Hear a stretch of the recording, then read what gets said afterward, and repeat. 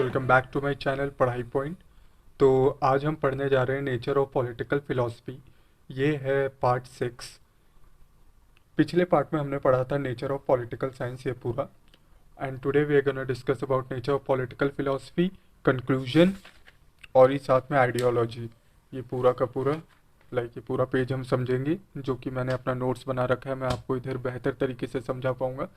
और अगर आपने इससे पहले वीडियो नहीं देखी है तो प्लीज़ मैं आपको रिकमेंड करूँगा कि आप डिस्क्रिप्शन में लिंक है सारे वीडियोस की, आप वहाँ पे क्लिक करके आप वीडियोस देख ले, ताकि आपके लिए कोई दिक्कत आगे ना हो। और मैंने इंग्लिश का भी सीरीज स्टार्ट किया है। आपको अगर चेकआउट करना है तो आप इंग्लिश को भी, अगर आप पढ़ना चाहते हैं, ऑनर्स के आप स्टूडेंट हो तो आपके लिए वो हेल्पफुल रहेगा। तो अगर आपको जानना है ये कौन सा बुक है, तो this is by an introduction to political theory by OP Gavaskar. ये दिल्ली यूनिवर्सिटी और नॉर्मल जो भी ऑनर्स के स्टूडेंट हैं उनके लिए हेल्पफुल बुक है। तो without a further due let's start the video. Nature of political philosophy. राजनीति धारणा के स्वभाव को और अच्छे से समझेंगे। इसमें हम जानेंगे दर्शन शास्त्र के स्वभाव के बारे में। पॉलिटिकल फिलॉसफी को हम हिंदी में दर्शन शास्त्र कहते हैं। नॉर्मली पॉलिटिकल साइंस या राजनीति विज्ञान डील करता है रियल लाइफ सिचुएशन से, वेरस पॉलिटिकल फिलॉसफी डील करता है आइडियल से, यानी मनुष्य के आदर्श से। पर बस इतना बताना ही या इतना जान लेना ही हम राजनीति दर्शन शास्त्र को अच्छे से जान नहीं सकते। अगर हम बस इतना ही जान ले कि पॉलिटिकल साइंस राजनीति विज्ञान से डील करता है और ये जो फिलॉसफी है वो मनुष्य के आदर्श से, तो इतना जानने से हमारे लिए कोई हेल्पफुल वो नहीं रहेगा। इसको हमें और अच्छे से डिटेल में जानना पड़ेगा कि what is actually political philosophy. तो लेट्स गो अहेड। राजनीति दर्शन शास्त्र को हम बेहतर तरीके से तब समझ सकते हैं जब हम उसको संकट के वक्त कार्य करते हुए देखें। आप ये तो आपने सुना ही होगा कि वो तभी पता चलता है जब मुसीबत के वक्त में ही वो पता चलता है कि वो चीज़ कितना कार्यगर है। तो वैसा ही सेम हमको मुश्किल के वक्त में ये समझ आ सकता है कि ये जो पॉलिटिकल फिलॉसफी है वो इतना इम्पोर्टेंट क्यों है। तो जो डी रफेल थे, उन्होंने प्रॉब्लम ऑफ पॉलिटिकल फिलॉसफी को महत्वपूर्ण ढंग से समझाने की कोशिश की थी। तो इनका पूरा नाम था डेविड डेचिस रफेल, और जो एक फिलोसफर थे, मतलब एक जाने माने अच्छे फिलोसफर थे। ऑक्सफोर्ड यूनिवर्सिटी से इन्होंने अपनी डिग्री की थी।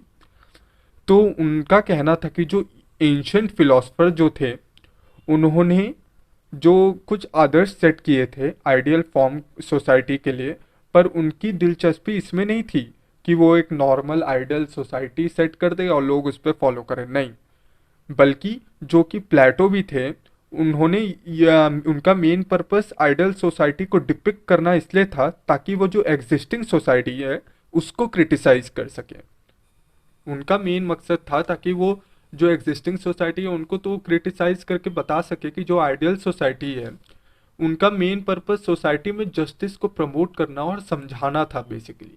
और रैफेल के हिसाब से जो बुनियादी पारंपरिक यानी ट्रेडिशनल फिलॉसफी है वो मदद करता है भावनाओं का मूल्यांकन करने के लिए। मूल्यांकन मतलब क्या बोल सकते हो, जो कहते हैं ना, हम किसी को जज करते हैं, तो मूल्यांकन को बेसिकली जज हम कहेंगे। तो फिलॉसफी जो साइंस है, फिलॉसफी और जो साइंस है वो अलग है। साइंस मांगता है एक्सप्लेनेशन और वही फिलॉसफी क्या मांगता है, जस्टिफिकेशन वो खोजता है फिलॉसफी। तो जस्टिफिकेशन वो है जो एक विवेकी स्तर पर यानी ऑन रैशनल ग्राउंड पे लोगों के भावनाओं को समझ सके और उसको नकार सके। ये नहीं कि उसने पहले ही मन में बना के रखा है कि नहीं नहीं ऐसा मतलब वो एक साइड झुका हुआ है, नहीं। उसको मतलब एक मतलब मिडिल में रहना हुआ है और उसको एक नॉर्मल एक विवेकी इंसान की तरह, मतलब एक शांत स्तर होके उसे कुछ भी चीज़ें सोचनी या समझनी होती होगी। तो एक और फंक्शन जो क्लोजली रिलेटेड है पॉलिटिकल फिलॉसफी के स्पष्टीकरण यानी क्लैरिफिकेशन ऑफ कॉन्सेप्ट्स के लिए, हम इसको पॉलिटिकल फिलॉसफी को और अच्छे से समझ सकते हैं। जैसा कि राफेल ने पॉइंट किया था कि इन कॉन्सेप्ट्स के बारे में, जैसे कि society, authority, social class, justice, liberty and democracy, ये सब जनरल तो है ही पर वेग भी है। ये रफेल का कहना था इन ये कॉन्सेप्ट्स के बारे में। फिलॉसफी का जो कॉन्सेप्ट है, फिलॉसफी इज नथिंग बट वो पूरा आइडियल मतलब सोसाइटी से ही डील करते हैं ना। तो सोसाइटी में क्या हो गया, society, authority, social class, justice, liberty and democracy. तो यानी सामान्य और अज्ञात है। सामान्य अब क्या हो गया, जनरल, और अज्ञात वेग। तो ऐसे कॉन्सेप्ट्स को क्लियर करने के लिए there are three related purpose है जो हमें और बेहतर तरीके से पॉलिटिकल फिलॉसफी को समझने में मदद कर सकते हैं। तो पहला क्या है, एनालिसिस, दूसरा है सिंथेसिस, और तीसरा है इम्प्रूवमेंट ऑफ कॉन्सेप्ट। अब एनालिसिस जान लेते हैं। तो एनालिस करना एक ऐसा कॉन्सेप्ट को जिसमें इन्वॉल्व होता है उस एलिमेंट को स्पेसिफाई करके और अच्छे से समझा सके, उसको डिफाइन करके। मतलब एनालाइज में क्या ही होता है, आप उसको analysing, analyst is nothing but वो किसी स्पेसिफिक चीज को एनालाइज करता है या फिर उसको डिफाइन करता है। जैसे एग्जांपल ले लीजिए, डिफाइन करना सोवरेंटी यानी स्वतंत्रता, आज़ादी को एज सुप्रीम लीगल अथॉरिटी के तौर पर। अब स्वतंत्रता है, जो फ्रीडम है, राइट टू फ्रीडम, वो हमारा एक फंडामेंटल राइट है, एक बुनियादी राइट है, तो वो एक हो गया हमारा सुप्रीम अथॉरिटी। तो अब दूसरा जो तरीका है वो है सिंथेसिस। सिंथेसिस करना फिर एक ऐसा कॉन्सेप्ट को जिसमें हम दो विचारों को एक लॉजिकल रिलेशनशिप से जोड़ के, ताकि हम और बेहतर तरीके से उसको समझ पाए। जैसे कि सोसाइटी, और उस सोसाइटी में आपका परिवार। आप देख सकते हो कि सोसाइटी का आपके परिवार पे आपके सोसाइटी का बहुत ही इनफैक्ट मतलब इनफैक्ट आपका और आपको, आपका जो सोसाइटी है, आप हो गए मान लीजिए, और ये आपका सोसाइटी है।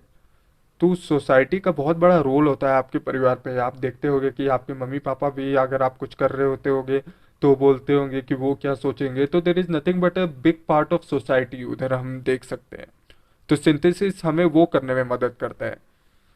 अब थर्ड वन है क्या है, इम्प्रूवमेंट ऑफ ए कॉन्सेप्ट, जिसमें वो हमें एक क्लैरिटी देता है। जैसे कि जो कॉन्सेप्ट ऑफ सॉवरेंटी है वो कोई भी हमसे बलपूर्वक नहीं छीन सकता। तो थर्ड, ये जो इम्प्रूवमेंट ऑफ कॉन्सेप्ट है, जो थर्ड क्या कहते हैं, हमारा रिलेटेड पर्पस है, थ्री रिलेटेड पर्पस में। तो ये हमारा लास्ट है, जो कि नथिंग बट ये हमें बता रहा है कि हमसे कोई भी बलपूर्वक, मतलब उस जो कॉन्सेप्ट्स है, जो विचार है हमारे, उसको और अच्छा बेटर तरीके से एक्सप्लेन करके बोल रहा है कि कोई भी रैंडम पर्सन आके हमारा राइट टू फ्रीडम छीन नहीं सकता बलपूर्वक। क्योंकि वो हमारा कॉन्स्टिट्यूशन में दिया गया है, और constitution is the supreme power. वो हर चीज से वो सुप्रीम, वो सुप्रीम कोर्ट, हाई कोर्ट सबसे बड़ा है हमारा कॉन्स्टिट्यूशन। तो nobody can take it. तो ये तो हो गया थर्ड वन। तो इसी के साथ हमने पूरा का पूरा नेचर ऑफ पॉलिटिकल फिलॉसफी को जान लिया। अब जानते हैं कंक्लूजन के बारे में। तो कंक्लूजन में इन्होंने बस ऐसे ही बुकिश टर्म में इतना बड़ा लिख दिया है। मैं आपको कंक्लूजन को इन शॉर्ट में बता देता हूँ। इस कंक्लूजन में पूरी बात यही बताई गई है कि पॉलिटिकल फिलॉसफी और जो पॉलिटिकल साइंस है उसी के बारे में ये पूरा कंक्लूजन है। ये जो आगे जितने भी पेजेस हैं उन सब का लास्ट में यहाँ कंक्लूजन दिया गया है, जहाँ की बस ये बताया गया है कि पॉलिटिकल साइंस और जो पॉलिटिकल फिलॉसफी है दोनों अलग अलग हैं। और जो इंसान, ऐसा हैकर का मानना है, हैकर पर्टिकुलरली ये कहते हैं कि जो इंसान एक ही चीज पे टिका हुआ है, या तो पॉलिटिकल साइंस या फिर पॉलिटिकल फिलॉसफी पे, तो वो फ्यूचर को अच्छे तरीके से नहीं देख सकता। वही एक ऐसा इंसान जो रैशनल हो, जो कि नॉर्मल रह के दोनों पार्ट को समझता हो कि हमारे लिए साइंस क्या कंट्रीब्यूट करता है और फिलॉसफी क्या कंट्रीब्यूट करता है, तो वो और अच्छे से फ्यूचर को अपना देख सकता है।